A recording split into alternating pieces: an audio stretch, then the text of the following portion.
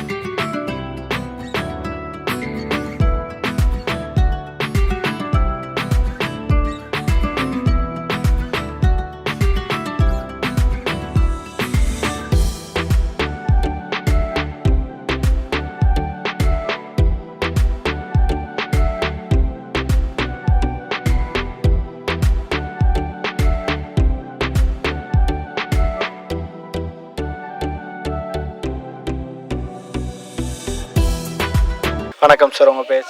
வணக்கம், என்னுடைய பெயர் உதயசூரியன். நான் விழுப்புரம் மாவட்டத்தை சேர்ந்தவன்.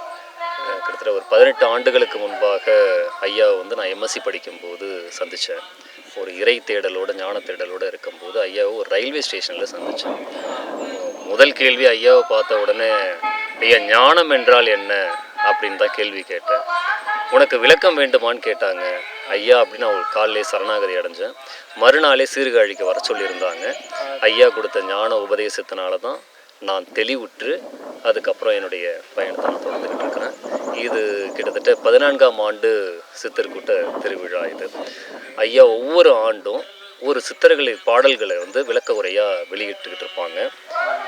அந்த அனுபவங்கள் எல்லாற்றையும் 40 ஆண்டு காலம் அவங்க இந்தியா முழுக்க பயணம் பண்ணியிருக்கிறாங்க.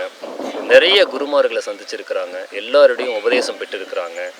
கடைசியாக உண்மை எங்கேருந்து வந்தது அப்படின்னா, காகபுசுண்டர் சித்தர்களின் தலைவனான காகபுசுண்டரே பார்த்திங்கன்னா உபதேசத்தை, மெய்ப்பொருள் உபதேசத்தை கொடுத்து 12 ஆண்டு காலம் அதில் பாடுபட்டாங்க. அதில் வாசி யோகம்ன்ற ஒரு நுட்பமான யோக கலையையும் கற்றுக் கொடுத்தாங்க. அதையும் ஐயா 12 ஆண்டு காலம் உள்ளூரியே பயணம் செய்து அது நிறைவுற்ற பொழுது இதை உலக உயிர்களுக்கு நீ உபதேசமாக கொடுக்கலாம்ப்பா அப்படின்னதுக்கப்புறம் ஒவ்வொரு ஆண்டும் ஒரு நூலை வெளியிட்டு உபதேசமும் கொடுக்குறாங்க. ஒவ்வொரு வருஷமும் மக்களுக்கு இதுதான் விஷயம் அப்படிங்கிறத எடுத்து விளக்கிக்கிட்டு இருக்காங்க. ஸோ சித்தர்களுடைய பாடல்கள் எல்லாமே செய்யுள் வடிவில் தான் இருக்கும். படித்து பார்த்தா பரிபாஷைகள் புரியாது. அந்த பரிபாஷைகளுக்கான விளக்கங்களை ரொம்ப எளிமையாக நடைமுறை தமிழில் அதை விளக்க உரையாக எழுதிக்கிட்டு இருக்கிறாங்க. கிட்டத்தட்ட 15-16 நூல்கள் எழுதிட்டாங்க. அது ஒவ்வொரு ஆண்டும் அன்பு திருவிழான்ட்டு அன்னதானம் சிறப்பு பார்த்திங்கன்னா, ஐயாவோட சிறப்பே பார்த்திங்கன்னா, விழாவின் சிறப்பு 2 நாட்களுக்கும் முழுமையாக அன்னதானம் நடக்கும். இப்போ நீங்களே பார்க்கலாம், இன்றைக்கி மதியம் கூட நீங்கள் பார்த்தீங்கன்னா ஊர் முழுக்க சிவந்திபுரம் அம்பாசமுத்திரம் முழுக்கவே பார்த்தீங்கன்னா அன்னதானம் நடக்கும். கிட்டத்தட்ட ஆயிரக்கணக்கான நண்பர்கள் அன்னதானம். அதாவது சித்தர்கள் பொறுத்தளவில் அவங்களோட வழியை எடுத்து சொல்லக்கூடிய வழியே நம்ம அன்னதானம் கொடுத்து வழங்குறதா தான் இருக்கும். ஸோ அதன் வழியாக தான் ஒரு பங்கு இங்கேயும் நடந்துக்கிட்டு இருக்கு அப்படிங்கிறத சொல்ல வரீங்க. இப்போ பொதுவாகவே நம்ம ஐயா என்னென்ன நூல்கள்லாம் எழுதியிருக்காங்க அப்படிங்கிறத எங்களுக்கு கொஞ்சம் சொல்ல முடியுமா? ஆமாம் ஐயா, அடிப்படை நூல் அப்படின்னா சித்தர்களுடைய 14 சித்தர்களின் தச தீட்சை அப்படின்ற ஒரு நூல் தான் முதல் நூலாக வெளியிட்டாங்க. அதுக்கு முன்பாக ஐயா ஐயப்ப பக்தர். ஆமாம், அதனால் தர்மசாஸ்தா ஐயப்பனின் விரத மகிமை அப்படின்னு வெளியிட்டாங்க. அதுக்கப்புறம் வாசி யோகம் அப்படின்ற ஒரு நூலை வெளியிட்டாங்க. இப்போ ஐயா கொடுத்துக்கிட்டு இருக்கிறதும் தன்னுடைய சமாதி காலத்துக்கு அப்புறமும் சித்தர்கள் வந்து ரகசியமாக யோக கலையை வச்சுட்டு போயிருக்கிறாங்க, நூல்களில் எழுதிட்டு போயிருக்கிறாங்க. மெய்ப்பொருள் உபதேசம், வாசி யோகம், இதை ரெண்டுத்தை தான் ஐயா வந்து சித்தர்கள் அருளால் உபதேசமாக கொடுத்துக்கிட்டு இருக்கிறாங்க. இன்றைக்கி 4 மணிக்கும் அது வந்து நடக்க தான் போகுது. ஒவ்வொரு வாரமும் நம்ம பாவனாசத்தில், நம்ம ஆசிரமத்தில் வந்து பார்த்திங்கன்னா மெய்ப்பொருள் உபதேசம் நடந்துக்கிட்டு தான் இருக்குது. அன்பர்கள் உண்மையிலேயே சித்தர்களை பற்றியும் ஆன்மீக நாட்டம், ஞான நாட்டம் இருக்கிறவங்க ஐயாவோட உபதேசத்தை பெற்று நிச்சயமாக தெளிவு பெறணும்னு நான் கேட்டுக்கிறேன். கட்டாயமாக. அதாவது வந்து இன்னும் நிறைய சித்தர்களை பற்றின விஷயங்களும் வந்து நாங்களும் இல்லை பார்க்குற மக்களும் தெரிஞ்சுக்கணும் அப்படின்னு ஆசைப்பட்றாங்க. ஸோ அதுக்காண்டி நாங்கள் ஐயா டீமே நிறைய விஷயங்கள் கேட்குறோம். இது மற்றும் இல்லாமல் ஐயா வந்து இன்னும் யார் யாருக்கு வந்து உபதேசங்களை வந்து வழங்கியிருக்காங்க, அதனால் நீங்கள் உங்கள் கண் கூட ஒருத்தவங்க வந்து இந்த மாதிரிலாம் மாறியிருக்காங்க அப்படிங்கிறது நீங்கள் ஒரு எடுத்துக்காட்டாகவே நானே உள்ளே இருக்கேன் அப்படிங்கிற மாதிரி நீங்கள் சொன்னீங்க. அதை தாண்டி வந்து வேறு யாரும் நீங்கள் பார்த்துருக்கீங்களா அந்த மாதிரி வந்து ஐயா உபதேசம் பெற்றவங்க? நிச்சயமாக லட்சக்கணக்கான அன்பர்களுக்கு ஐயா வந்து உபதேசம் கொடுத்துக்கிட்டு இருக்கிறாங்க. இது வந்து விதை மாதிரி, அதாவது கையில் வந்து ஆன்மீக விதையை வச்சுக்கிட்டு இருக்கிறாங்க. ஞான தேடலோடு இருக்கிற உயிர்களுக்கு வந்து அந்த விதைகளை தூவிக்கிட்டே இருக்கிறாங்க. நம்ம அடையாளம் காணும் அளவுக்கு வந்து பார்த்திங்கன்னா உயிர்கள் வளர்ந்துக்கிட்டு தான் இருக்கிறாங்க. எண்ணிலடங்கா உயிர்கள் இருக்கிறாங்க. நம்ம குறிப்பிட்டு இவங்கெல்லாம் வந்துக்கிட்டு இருக்கிறாங்க அப்படின்றத ஐயா தான் சொல்லணும். பாட்டிச்சித்தர் ஐயா தான் வந்து பார்த்திங்கன்னா குறிப்பிட்டு என்னுடைய அன்பர்கள் வளர்ந்துக்கிட்டு இருக்கிறாங்கப்பா, இந்த நிலைக்கு வந்துக்கிட்டு இருக்கிறாங்க அப்படின்னு நம்ம சொல்லணும். அதை நீங்கள் நிச்சயமாக ஐயா சொல்லுவாங்க, நான் நம்புகிறேன். கட்டாயமாக ஐயாட்டையும் கேட்குறோம். ரொம்பவே நன்றி இந்த டயத்தில் எங்களுக்காக டைமிங் ஒதுக்குனதுக்கு. எங்களுக்கும் நான் நன்றி சொல்லணும். அதாவது ஆன்மீகம் சார்ந்த விஷயங்களை மக்களுக்கு கொண்டு போய் சேர்க்கணும் அப்படின்ற ஒரு நல்ல நோக்கத்தோட நீங்களும் வந்து இந்த பயணத்தில் நீங்கள் இருக்கிறீங்க. இதுவும் ஒரு இறை சேவை தான். கட்டாயமாக அந்த இறைவன் கொடுத்த செயல் தான் நாங்கள் இங்கே வந்து உட்கார்ந்துக்கிட்டு இருக்கிறோம். மிக்க நன்றி ஐயா, மிக்க நன்றி. நன்றி. வணக்கம். உங்கள் பெயர், நீங்கள் எத்தனை வருஷமாக இருக்கீங்க? என் பேர் பாரதி. நாங்கள் ஒரு 20 வருஷமாக ஐயாவோட பாட்ஸ்தர் ஐயாவோட நாங்கள் பயணம் பண்ணின்னு இருக்கிறோம். ஓகே. அதாவது நம்ம சித்தர் ஐயாவை பற்றின ஒரு சில விஷயங்கள் எங்களுக்காக வரலாறுகள் சொல்ல முடியுமா? ஐயாவுக்கு சொந்த ஊர் வந்து சீர்காழி. அவங்க கிட்டத்தட்ட ஒரு 50 ஆண்டுகளுக்கு மேலே இந்த இறை சேவையில் தன்னையே அர்ப்பணிச்சுன்னு வந்துன்னு இருக்கிறாங்க. அவங்களுக்கு ஆரம்ப காலத்தில் இருந்தே இந்த அகத்தியர் பூமி தான் அவங்களுக்கு ரொம்ப பிடித்தமான பூமி. அதனால் இப்போ இங்கே தவத்துக்காகவும் இறுதி காலத்தில் அவங்களுடைய சமாதி காலத்துக்காகவும் இங்கே வந்திருக்கிறாங்க. ஓ சரி, ஓகே. ஐயாவோட இறுதி கால சமாஜம் வந்து இங்கே இருக்கணும் அப்படின்னு ஆசைப்பட்டு இது பண்ணுறாங்க. இப்போ இன்னைக்கு இங்கே என்ன பூஜைகள் நடந்துக்கிட்டு இருக்குது? இன்னைக்கு நாங்கள் அதாச்சும் மனோன்மணி சித்தர் பீடத்தின் சார்பாக ஒவ்வொரு ஆண்டும் ஐயா வந்து ஒவ்வொரு சித்தர்கள் பற்றிய நூல்களை விளக்க உரையோடு எழுதி வெளியிடுவாங்க. கிட்டத்தட்ட 14 ஆண்டுகளாக வெளியிட்டுன்னு இருக்கிறாங்க. இந்த ஆண்டு அவங்களுடைய திருப்பணியே தொடங்கியிருக்கிறாங்க. அதாச்சும் வாழை, கன்னி, மனோன்மணின்னு சொல்லிட்டு அம்பாளுக்கும் ஈசனோட இணைச்சி ஒரு 51 அடியில் சிலை அமைச்சு திருப்பணியை முடிக்கிச்சிட்டு அங்கே ஐயா வந்து சமாதி ஆகிறதுக்காக இறுதி காலத்துக்காக இது தவபூமியாக வளரணும் அப்படின்றதுக்காக வந்திருக்கிறாங்க.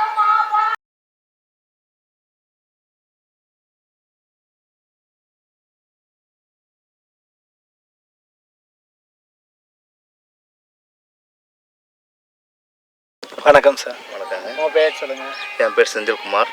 ஓகே. நீங்கள் இங்கே என்னவா இருக்கிறீங்க? நான் இங்கே வந்து ஐயாவுடைய அறக்கட்டளையை, இந்த ஐயாவுடைய இந்த ஆசிரமத்தில் உள்ள நிர்வாகத்தை ஃபுல்லாக கவனிச்சிக்கிறேன். ஐயா எழுதின புத்தகங்கள் அனைத்தையும் பாதுகாத்து யார் யாருக்கு எப்படி எப்படி போய் சேர்க்கணுமோ அந்த அளவுக்கு சேர்த்துக்கிட்டு இருக்கேன். ஓகேங்க. அதாவது நீங்கள் வந்து நிர்வாகம் பண்ணிக்கிட்டு இருக்கீங்க அப்படிங்கிறப்போ இந்த நிர்வாகத்தில் வந்து உங்களுக்கு எப்படி ஆர்வம் வந்துச்சு? அதாவது ஆன்மீகத்தில் நிர்வாகம் வந்து சாதாரணமான ஒரு விஷயமும் இல்லை. ஸோ இதுக்கு உங்களுக்கு எப்படி அதிக அளவில் ஆர்வம் வந்துச்சு? அதுக்கு காரணம் இறைவனை தான் சொல்லணும், வேறு எதுவுமே இல்லை. இதுக்கான காரணம் வந்து இறைவன் தான். இறைவன் தான் என்னை சேர்த்துருக்காங்க ஐயாட்ட. ஐயா நானும் அங்கெல்லாம் போயிட்டு வந்துக்கிட்டு இருக்கேன். நான் இதுக்கு முன்னாடியெல்லாம் வந்து ஒரு டெக்னிக்கல் ஃபீல்டில் இருந்து எல்லாம் இருந்து நான் ஐயா கூட ஒரு 5 வருஷமாக பயணம் பண்ணிக்கிட்டு இருக்கேன். இந்த 5 வருஷமாக பயணம் பண்ணிக்கிட்டு இருக்கேன்னா அதுக்கு காரணம் இறைவன் தான், வேறு எதுவுமே கிடையாது. இறைவன் தான் ஐயாட்ட என்ன சேர்த்துருக்காங்க, வேறு எதுவும் இல்லை.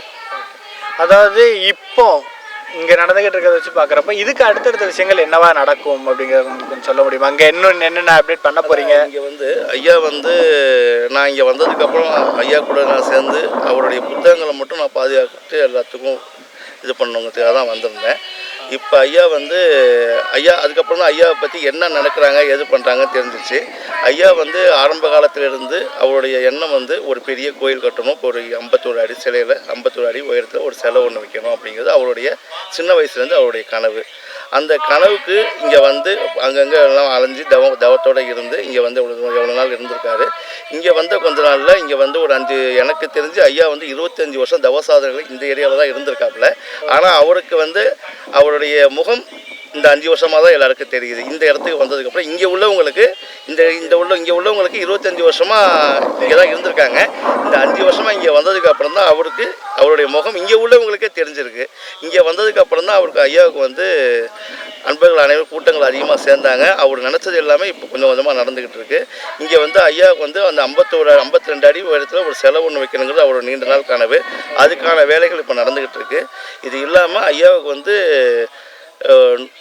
108 அடியில் ஒரு சிவலிங்கம் அந்த மாதிரி ஒரு சிலை ஒரு அமைப்பை ஒன்று ஏற்பண்ணி அதுக்கான உங்களுக்கு அமைப்பை நான் உங்கள்கிட்ட காமிக்கிறேன். அந்த அமைப்பை ஏற்பண்ணி அதில் வந்து இப்போ நீங்கள் பார்த்துருப்பீங்க, அந்த வீடியோ எடுத்துருப்பீங்க. இன்றைக்கி நம்ம சிலை பிரதிஷ்டை பண்ணியிருக்கோம்ல, அந்த சிலை எல்லாமே அது உள்ளே தான் இருக்க போகுது. இது வந்து ஒரு மிகப்பெரிய ஒரு ப்ராஜெக்ட்டு. இதை வந்து ஒரு சாதாரண ஒரு மனிதன் செய்ய முடியாது. ஆனால் அவர் செய்யணுங்கிற ஒரு தாவ சாதனையில் செஞ்சே முடிப்பேன், அதை முடிச்சுட்டு தான் நான் வந்து சமாதி நிலைமைக்கு போவேன் அப்படிங்கிற ஒரு வைரேக்கத்தோடு இங்கே இருக்கார். அது கண்டிப்பாக அவர் அதை முடிச்சுட்டு தான் சமாதி நிலைக்கு அடைவார். கட்டாயமாங்க. நீங்கள் சொல்கிறத பார்க்குறப்ப நாங்களே இன்னுமே ரொம்ப ஆர்வமாக இருக்கோம் அதை பார்க்கறதுக்கு. அதையும் எங்கள் சேனலில் நாங்கள் கட்டாயம் எடுத்து போகிறதா செய்கிறோம். முதல் கட்ட நிகழ்ச்சி தான் இந்த ஆண்டு ஐயா வருஷம் ஒரு புத்தகம் வெளியிடுவாங்க. இந்த வருஷம் புத்தகம் வெளியிடாமல் திருப்பணியை தொடங்கணுங்கிற ஒரே எண்ணத்தோட அந்த புத்தகம் எழுதுறதை கொஞ்சம் நிப்பாட்டிட்டு இந்த இதை தொடங்கியிருக்காங்க. இந்த வருஷம் தான் தொடங்கியிருக்கோம். அடுத்து நீங்கள் பேட்டி எடுக்கிறதுக்குள்ளே வளர்ச்சி அடைதான் பார்க்கலாம். எல்லாம் இறைவனுடைய இதுதான். கட்டாயமாக நாங்கள் அடுத்து வர்றதுக்குள்ளே இது கட்டாயமாக ஒரு பெரிய முழு பலனை இது அடைஞ்சு இருக்கும் அப்படின்னு நாங்கள் நம்புகிறோம். கட்டாயமாக அடுத்த திருப்ப நாங்கள் வந்து இது பண்ணுறோம் ஐயா கிட்ட. ஸோ ரொம்பவே நன்றி சார்.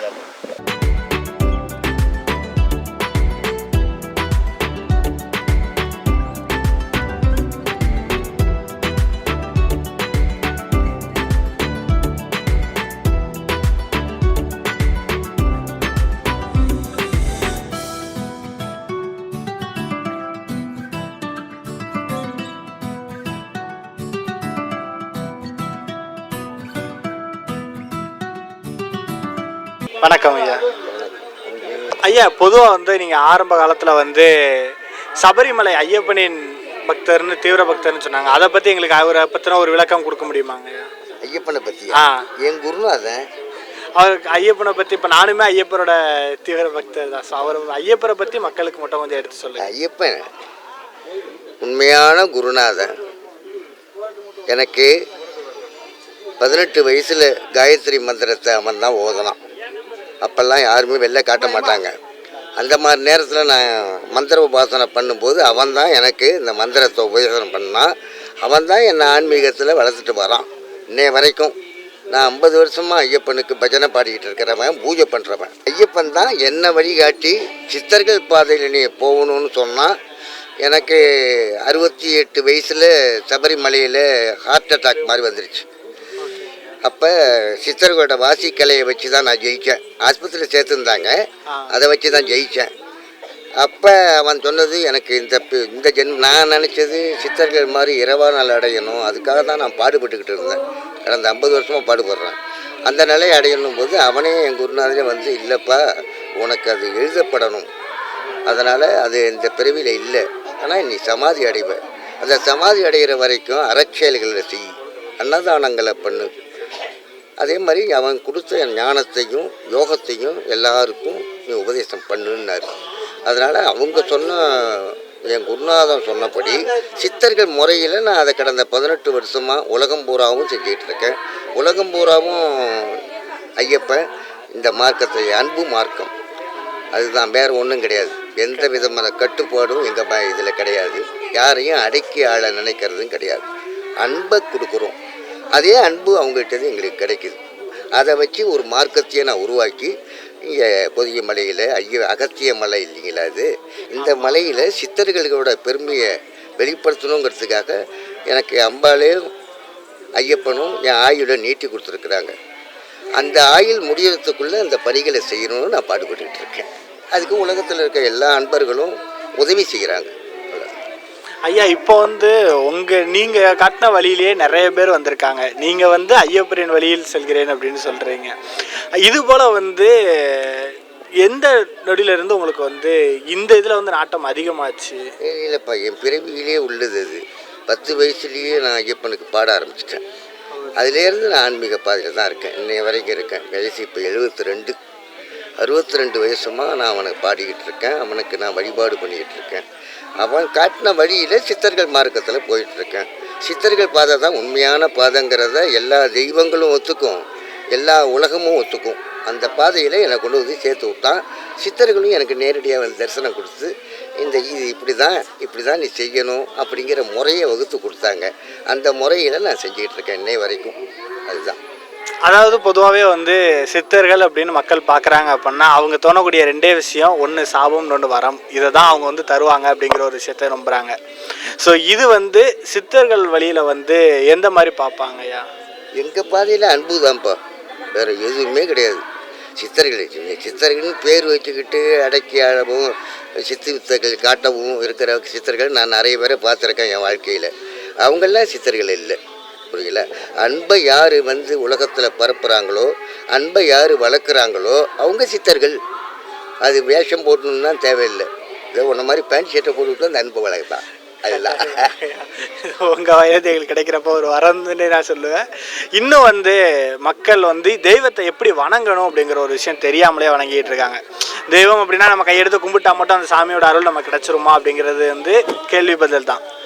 அதே மாதிரி எந்த மாதிரி நம்ம தெய்வத்தை வணங்கணும் முதல் வரையா அதை தான்ப்பா நான் உபதேசமாக செய்கிறேன். அது உணர்தலின்னு சொல்லிட்டாங்க. அது வந்து வெளிப்படுத்தி சொல்லக்கூடிய விஷயம் இல்லை. அது எனக்கு சித்தர்களும் என் குருநாதன் ஐயப்பன்னு சொல்லி அது சத்திய வாக்கு வாங்கிக்கிட்டு நான் செய்கிறேன். இன்றைக்கி கூட நடக்க போகுது. அது ஒரு 4.5 மணி நேரம் 5 மணி நேரம் என் குரலில் இறைவன் பேசுவான், அவ்வளவுதான். அதில் முறை இப்படி தான் செய்யணும், இப்படி செஞ்சால் நீங்கள் பலன் அடையலாம் அப்படிங்கிற ஒரு இதை சித்தர்கள் முறையில் காட்டி கொடுக்குறேன். இப்போ உலகத்தில் எவ்வளவு மருந்துகள் கண்டுபிடிச்சாலும் இறைவன் அவங்களுக்குள்ள வாசிங்கிற ஒரு மருந்தை வச்சுருக்கான். அந்த மருந்து தெரிஞ்சுக்கிட்டாங்கன்னா, அந்த பயிற்சி செஞ்சுட்டாங்கன்னா, இந்த மாதிரி இந்த கொரோனா மாதிரி எவ்வளவோ வருது உலகத்தில், இன்னும் வரும். ஆனால் அதுக்கு கண்டுக்கு பயப்பட வேண்டிய தேவையில்லை. இந்த வாசி இருந்ததுன்னா சித்தர்கள் முறையில் அது தானாகவே ஜெயிக்கிற வல்லமாக உங்களுக்கு வந்துடும். அதை நான் பரப்பிக்கிட்டு இருக்கேன், அதை நான் கொடுத்துட்ருக்கேன். இங்கே இல்லை, மலேசியாவில் கூட எங்கள் அன்பர்கள் வந்திருக்காங்க. இங்கே சிங்கப்பூர்லேருந்து எங்கள் அன்பர் வந்திருக்காங்க இந்த விழாவுக்காக கலந்துக்கிறதுக்காக. அவங்கெல்லாம் அந்த கொரோனாவில் ஜெயிச்சு வாழ்ந்து காட்டிக்கிட்டு இருக்காங்க, புரியுங்களா. ஆனால் பாடுபடாமல் இது கிடைக்காது. அந்த பாடுபடுறது எப்படிங்கிற முறையை நாங்கள் முறையாக சொல்லி கொடுக்குறோம். சும்மா புறத்தில் கூடும்போதெல்லாம் ஒன்றும் கிடையாது. எல்லாமே அகத்தில் இந்த கோயிலில் உற்பத்தி பண்ண போகிறதே நாங்கள் சிவலிங்க வடிவத்தில் தான். அந்த சிவலிங்கம் 120 அடி உயரம், 6 கோடி ரூபா எஸ்டிமேட் போட்டு கொடுத்துருக்காங்க ஆர்கிடெக்ட்.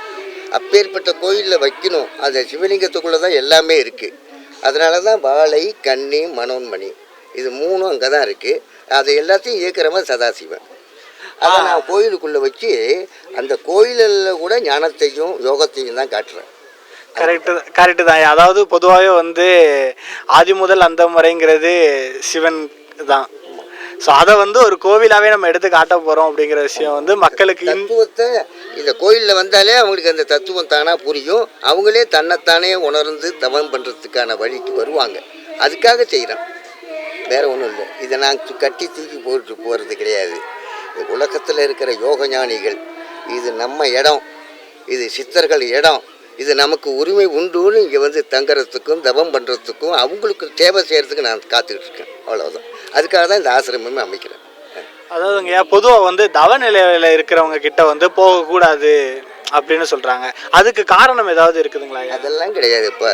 நல்லாரை காண்பதும் நன்றி, நல்லார் சொல் கேட்பதும் நன்றி, நல்லாரோடு இணங்கி இருப்பதும் நன்றி அப்படின்னு சொல்லியிருக்காங்க. அதனால் சித்தர்கள் தான் நல்லார். தன்னை அறியாதவன் நல்லார் கிடையாது. அவனுக்கிட்ட நிறைய கெடுதல் குணங்கள்லாம் வரும். ஆனால் சித்தர் ஆகிறவன், சித்தர் பாதையில் வர்றவன் நல்லாராக தான் இருப்பான். இறைவனை தவிர வேறு எதையும் வணங்காத வைராக்கிய நெஞ்சம் அவனுக்கு இருக்கும். ஆனால் சுயமாக இருப்பான், சுதந்திரமாக இருப்பான். ஒருத்தங்களுக்கு அடிமைப்பட்டுலாம் இருக்க மாட்டான். புரியுங்களா அவளுக்கு? இதுதான் வழி. இது இறைவனே அவங்களுக்கு எல்லாத்தையும் காட்டி கொடுக்க ஆரம்பிச்சிருவோம். அந்த பாதையில் வர்றவங்க தான் எங்கள் கூட்டத்தில் இருக்காங்க. ஓ, புரியுதுங்க.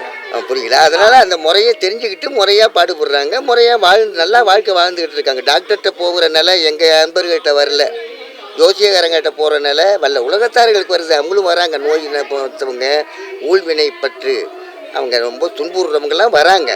அவங்களுக்கு எங்களால் முடிஞ்ச நன்மைகளை செய்கிறோமே தவிர இந்த பாதையெல்லாம் அவங்களால பயன்படுத்த முடியாது, வர முடியாது. புரியுங்களா? அதனால் அதுக்குன்னு இறைவன் தகுதி பண்ணி அனுப்புகிறான் அந்த உயிரை.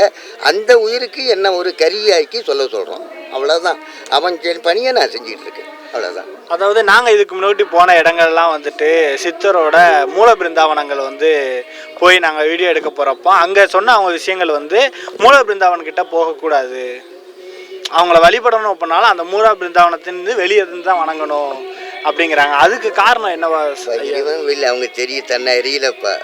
இறைவன் வெளியில் ஒன்றுக்கிட்டே இருக்கான், என்னக்கிட்டே இருக்கான், எல்லா உயிர்களையும் அவன் இருந்துக்கிட்டு அந்த இறைவனை தெரிஞ்சு வணங்குறது. அவன் தான் மூலம் எல்லாமே. புரியல அவளுக்கு? இப்போ அவன்கிட்டேருந்து தான் நம்ம உயிர் ஆன்மாக்கள் வர்றது. ஆனால் அந்த ஆன்மாவோட ஈர்க்க குணம் என்னன்னா, இறைவனை எங்கேருந்து நம்ம வந்தோமோ அந்த இடத்துக்கு போகணும்னு தான் தேடும். ஆனால் எல்லாருக்கும் அது கிடைக்காது. இறைவன் வகுத்திருப்பான், அதுதான் பூர்வ ஜென்ம புண்ணியம்னு சொல்கிறாங்க. இப்போ நம்ம செய்கிற அறச்செய்கள், இந்த அன்னதானம் போடுறோம், புரியல, ஒரு நல்லதை மக்களுக்கு திருவாசகத்தை ஓடி எழுத்து குறிக்கிறோம், இதெல்லாம் அறச்செயல், தர்ம செயல். இந்த தர்மம் அந்தந்த உயிருக்கும் பதியும்.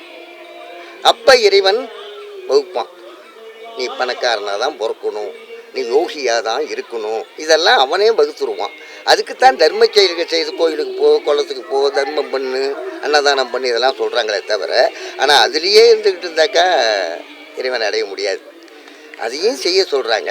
அதே தவிர தன்னை எறிந்து தன்னை எறிய தனக்கு ஒரு கேடு இல்லை, தன்னை அறியாமல் தானே கெடுகின்றான், தன்னை அறியும் அறிவை அறிந்த பின் தன்னையே அர்ச்சிக்கத்தான் இருந்தானே திருமூலர் சொல்கிறாரே. புரியல அவளுக்கு? தன்னை அறிஞ்சிட்டாங்கன்னாக்கா அவன் சும்மா வெளிவேஷம் போடணுங்கிற தேவையே இல்லை. புரிய வெட்ட வெளிதானே மெய்யென்று இருப்போருக்கு பட்டயம் எதுக்கடிம்பாரு புதப்பை சித்தர். அதனால் தன்னை அறியாதவங்க தான் அப்போ மூலப்புதாகிட்ட போகக்கூடாது, பிள்ளையாரை கும்பிடக்கூடாது, அங்கே போகக்கூடாது, பெரிய குருக்கிட்ட போகக்கூடாது, இதெல்லாம் சொல்கிறது அவங்க தான். புரிய குருங்கிறவங்க மனித உருவத்தில் வர்றது இல்லை, எல்லாருக்கும் குருவாக இருக்கிற அது ஒருக்கா பாருங்கள், வாழைத்தாய் அவ தான். அவங்கள தவிர வேறு யாரும் குரு கிடையாது. ஆனால் நானே நான் குருன்னு சொல்லிவிட்டு நான் உலகத்தை கட்டி ஆளணும்னு ஆசை வயப்பட்டு வாழ்ந்துக்கிட்டு இருக்காங்களே தவிர உண்மையான அன்பு வயப்பட்டு இறைவனை அடையணுங்கிற நோக்கத்தில் நான் அவ்வளவு பேரை கன்னியாகுமரியிலிருந்து கைலாய மலை வரைக்கும் அவ்வளவு சாமியாரை பார்த்துருக்கேன், அவ்வளவு சித்தர்கள் வேஷம் போட்டவங்களை பார்த்துருக்கேன். எல்லாரோடையும் இருந்து பழகி அவங்களோட கலை என்னங்கிறத நான் தெரிஞ்சிருக்கேன் பாடுபட்டு. அதான் எது உண்மைங்கிறது எனக்கு என் குருநாத ஐயப்பன் காட்டி கொடுத்தானோ அதை நான் உலகத்துக்கு சொல்லித்தரேன். இருக்கிற வரைக்கும் அதை செய்வேன். எனக்கு பிற்பாடும் என் நண்பர்கள் செய்வாங்க. நான் நூல்கள் எழுதியிருக்கேன், வருஷத்துக்கு ஒரு நூல் எழுதி, அது யாரும் எழுத முடியாத நூலை என்னை இறைவன் எழுத வச்சான், சித்தர்கள் நூலுக்கு. அந்த நூலை எழுதி அந்த நூலில் விளக்கம் பெறுறவங்க தானாக வராங்க. புரியுது? அந்த நூல்கள் எனக்கு நான் செய்கிற எடுத்த லட்சியத்தை நடத்தி கொடுக்குங்கிற நம்பிக்கை எனக்கு உண்டு. அதை மாதிரி என்கிட்ட சேர்ந்துருக்கிற அன்பர்கள் அன்புமயமானவங்க. புரியல? வேறு எந்த அகங்காரம் ஆணவத்து கொண்டுறவங்க என்கிட்ட சேரல. அவங்க அதை செஞ்சு கொடுப்பாங்க ஐயாவுக்கு செஞ்சு. ஆனால் நான் சமாதியாகிற போகிறது இது இந்த இடம் தான். அதுதான் அதாவது பொதுவாகவே சித்தர்கள் பார்க்க முடியாது, அதாவது சித்தர்கள் கண்ணில் புல படமாட்டாங்க அப்படின்னு சொல்கிறாங்க. அது அது அவங்களோட தனித்திறமையா அப்படிங்கிறது இல்லைப்பா. சித்தர்கள் கருணை மிகுந்தவங்க, துன்பப்படுறவங்களோட துன்பத்தை நீக்கணுங்கிறதுக்காக வெளியிலேருந்து பஞ்சபூதங்கள் அத்தனைன்னு சித்தர்கள் இருக்காங்க. புரியுங்களா உங்களுக்கு? அதனால் அவங்க பார்க்க முடியாதுன்னு பார்க்க தெரியல அவ்வளவுதானே தவிர பார்க்க முடியும். இப்போ எனக்கு சித்தர்கள் சொல்லாமல நான் நூலை 10வது கூட பாஸ் பண்ணாதவனா? புரியுங்களா உங்களுக்கு? ஆனால் என்ன நூலை எழுத வச்சு அந்த நூலுக்கான விளக்கம் இதுதான்னு சித்தர்கள் தானே எனக்கு சொல்லி கொடுத்தாங்க. புரியுங்களா உங்களுக்கு? இதே அகத்தியம் தான் எனக்கு இந்த நான் சொல்கிற இந்த உபதேசத்தை எனக்கு இங்கே கொடுத்தான். இந்த பொதிகை மலையில் அவனே கொடுத்தான் தான். ஏன் பார்க்க முடியாது? நீங்கள் அகஸ்தியரை நேரில் பார்த்துருக்கீங்களா? இருக்காங்க, நான் தான் பார்த்தேன்னு சொல்ல வரல. என்ன மாதிரி சித்தர்களோட பார்த்தவங்களும் பழகிறவங்களும் நிறைய பேர் இருக்காங்க. ஆனால் அவங்க தன்னை விளம்பரப்படுத்தி காட்டிக்க மாட்டாங்க. புரியுங்களா உங்களுக்கு? அதனால் பார்க்க முடியும். அன்பும் இருந்ததுன்னாக்கா எல்லாமே தானாக வந்துடும். அதாவது இப்போ நம்ம எல்லாருமே திலகம் இடுறோம். ஆமாம். திருநீர் அப்படிங்கிறது, திருநீர் நம்ம எதுக்கு வந்து அதெல்லாம் இந்த உபதேசத்தை தான் பார்த்துருக்கு. உபதேச மந்திரமாவது நீர், வானவர் மேலது நீருன்னு சொல்லிட்டாங்க.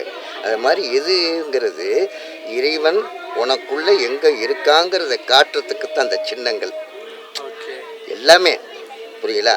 ஆனால் அதெல்லாம் சின்னங்களையே பிடிச்சிக்கிட்டு இருந்தாக்கா சிவனை செய்ய அடைய முடியாது. இந்த சின்னங்கள் மூலயமா இதுக்கு தான் இதை வச்சுருக்குறாங்க, இது திருநீர், இந்த குங்குமம் இதுக்கு தான் வச்சுருக்காங்கங்கிற உண்மை உபதேசத்தின் வாயிலாக வெளிப்படும். அப்போ அந்த உயிர் தானாகவே தெரிஞ்சுக்கும். வேறு ஒன்றும் யாரும் சொல்லி தர வேணும். அந்த அதாவது ருத்ராஜை வந்து 5 முகம் ருத்ராஜை, 6 முகம் ருத்ராஜைங்கிறது வந்து ருத்ராஜையில் வந்து நிறைய வகைகள் இருக்குது.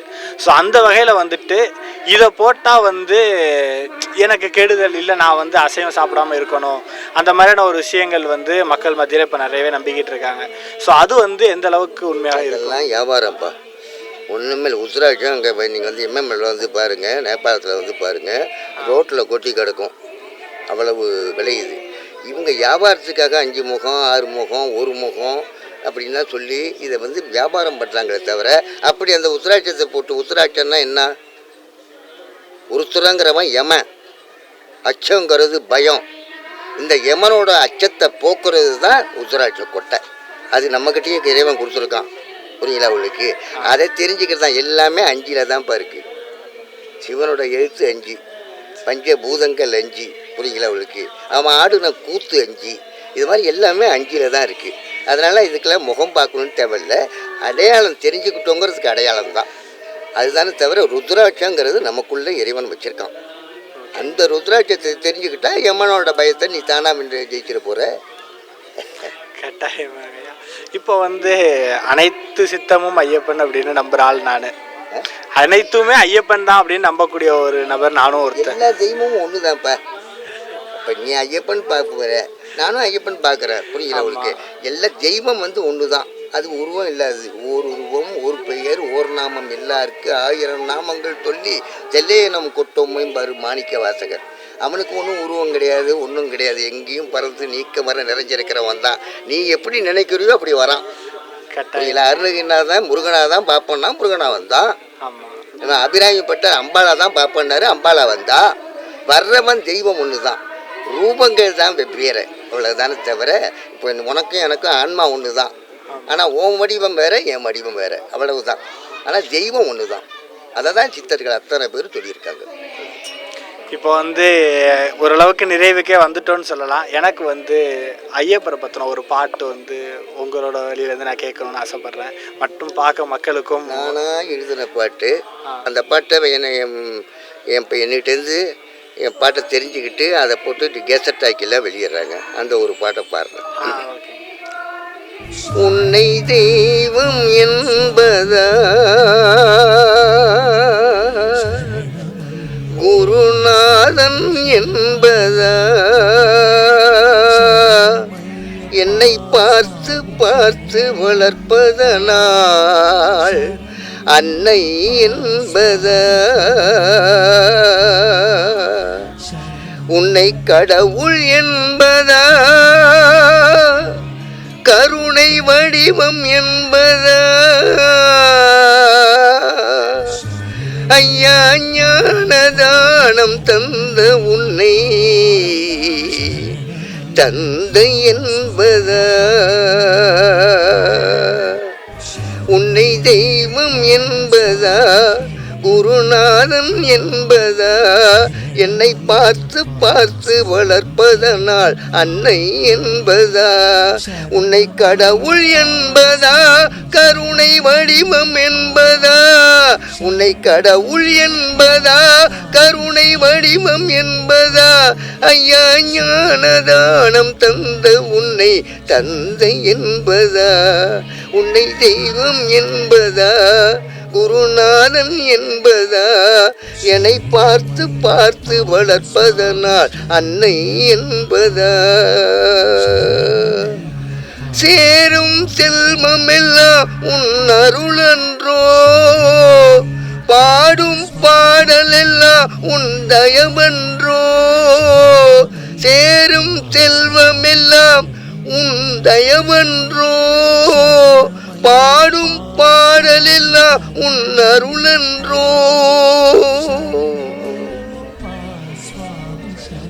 கடலை பார்க்கிறேன் அலையும் அடங்கல, கரைய பார்க்கிறேன் எதுவும் புரியல. உன்னை தவிர எனக்கு வேறு துணை இல்லை.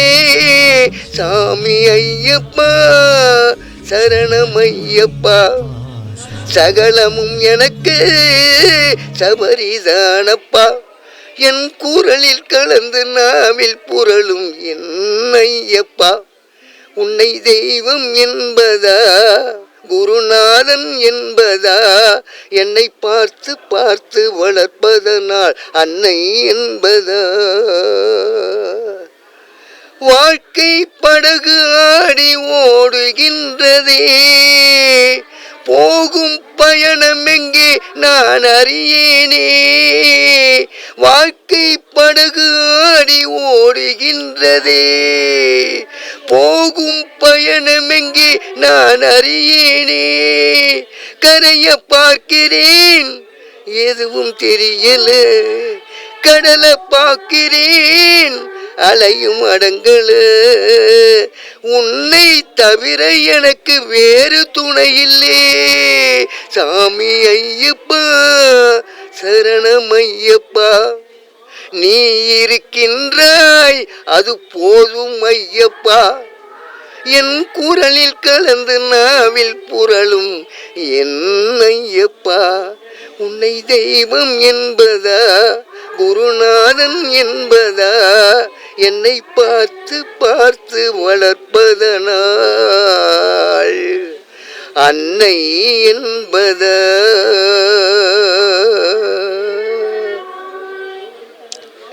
ரொம்பவே நன்றிங்க. அதாவது இது எங்களுக்கு கிடைத்த மிகப்பெரிய வரம்னே சொல்லலாம் அந்த பாட்டை கேட்டது. இன்னொன்று இறுதியாக ஒரு கேள்வி நான் கேட்டுக்கிறேன். தியானம் பண்ணுறது நம்ம மன அமைதிக்காண்டியா இல்லை இறைவனடி சேர்றதுக்காண்டியா? இல்லைப்பா, தானமும் தவமும் பெறுதல் அரிதும் பாவ பாட்டி.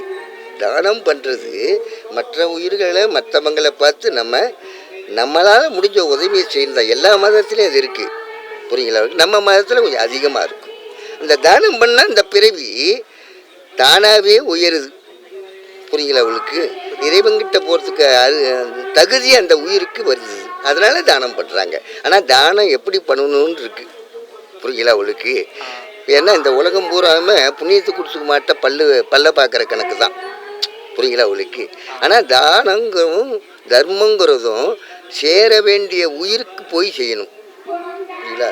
பச்சை காய் வெட்டி கட்டிட்டு பிச்சை எடுத்துக்கிட்டு அந்த காசை தானம் வாங்கி தண்ணி அடிப்பானுவோம். நான் பார்த்துருக்கேன் பல பேரை. ஏன்னா அத்தனை சாமியோட சுற்றுறேன், அதனால சொல்கிறேன். அது எப்படி தானமாகும்? அது புண்ணியமாகுது.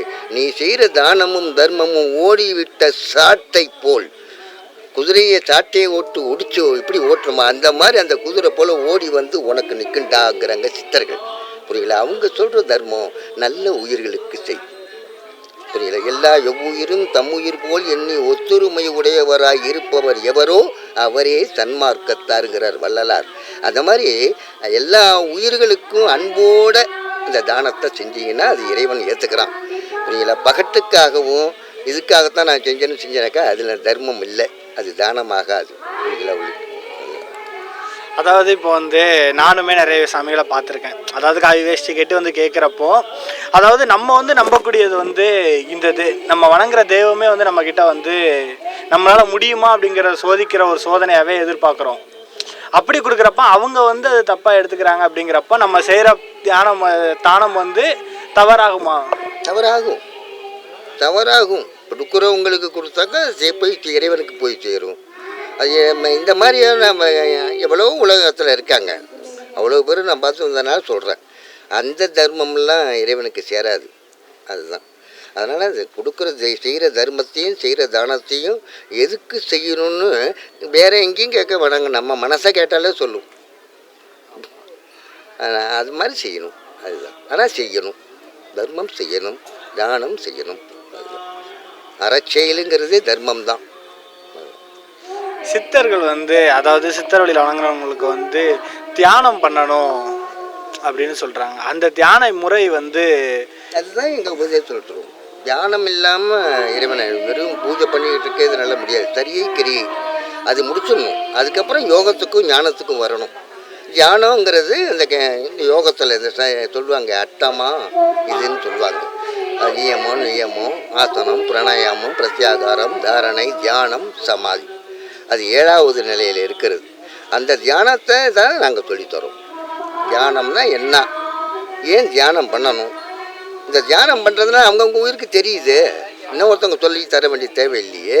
அதனால தான் ஆதியிலேருந்து வந்தவங்களேருந்து கடைசி வரைக்கும் தியானம் பண்ணு.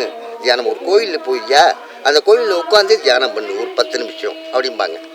புரியல, கொஞ்சம் கொஞ்சமாக பழங்கணக்கு, அப்புறம் அது பிடிச்சிக்கும். அப்புறம் நீ அதை விட்டு வரமாட்டான். அந்த அந்த ஆனந்தத்தில் நீ தழைச்சி இருப்ப. அதுதான் தியானம். தியானத்தில் இறை ஆனந்தம் கிடைக்கும். அந்த ஆனந்தத்தை எப்படி உலகியர் சிற்றின்பத்தை விரும்புகிறாங்களோ அது மாதிரி அந்த பேரின்பமாக ஞானிகளும் சித்தர்களும் அதை எப்போதும் அதை அடையணும்னு ஆசைப்பட்டு தவத்திலையும் தியானத்திலையும் இருக்காங்க. ஓகேங்க, இவ்வளோ நேரம் வந்து எங்களோட மனநிலையை தாண்டி மக்களோட நிறைய கேள்விகளுக்கு ஒரு அவங்களோட ரெப்ரசன்டேட்டிவாக வந்து நான் வந்து உங்ககிட்ட கேட்டேன். எல்லாத்துக்குமே எங்களுக்கு விளக்கம் கொடுத்து உங்களோட பொன்னான நேரங்களை வந்து எங்களுக்கு செலவு செஞ்சதுக்கு ரொம்பவே நன்றிங்க. ரெட் கலரில் சப்ஸ்கிரைப் அப்படின்னு ஒரு பட்டன் இருக்கும். அதை இப்போவே கிளிக் பண்ணிவிட்டு பக்கத்துலேயே ஒரு பெல் பட்டன் ஒன்று வரும். அந்த பெல் பட்டனும் அழுத்தி வச்சுட்டிங்கன்னா நம்ம சேனலில் போகிற வீடியோக்குள்ளே தொடர்ந்து பார்க்கலாம். நம்ம சேனலில் ஆல்ரெடி நிறைய யூஸ்ஃபுல்லான வீடியோ போட்டிருக்கோம். அதை பார்க்கணுன்னு நினைக்கிறவங்க அந்த சேனல் பேரை கிளிக் பண்ணி உள்ளே போனீங்கன்னா நம்ம போட்டிருக்கிற வீடியோவெல்லாம் இருக்கும், பாருங்கள்.